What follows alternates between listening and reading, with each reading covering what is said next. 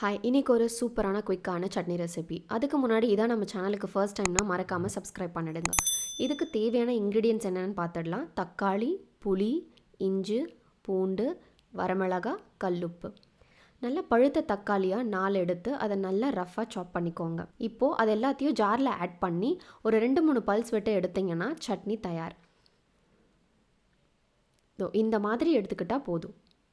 இப்போது ஒரு பாத்திரம் வச்சு அதில் எண்ணெய் சேர்த்து கடுகு உளுத்தம்பருப்பு போட்டு பொரிஞ்சதுக்கப்புறமா இப்போது கருவேப்பிலையை ஆட் பண்ணிக்கோங்க. கருவேப்பிலையும் நல்லா பொரிஞ்சதுக்கப்புறமா இப்போ இதை சட்னியில் ஆட் பண்ணிவிடுங்க. உப்பு கரெக்டாக இருக்கான்னு பார்த்துட்டு நல்லா மிக்ஸ் பண்ணி விட்டுருங்க.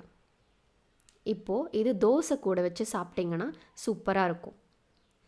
இது ரொம்ப ஈஸியான ரெசிபிங்க. எந்த ஒரு வதக்கிற ப்ராசஸும் இல்லாமல் டக்குன்னு செஞ்சிடலாம். ட்ரை பண்ணி பார்த்துட்டு எப்படி இருந்ததுன்னு கமெண்ட்டில் சொல்லுங்கள். For more videos please like, share and subscribe.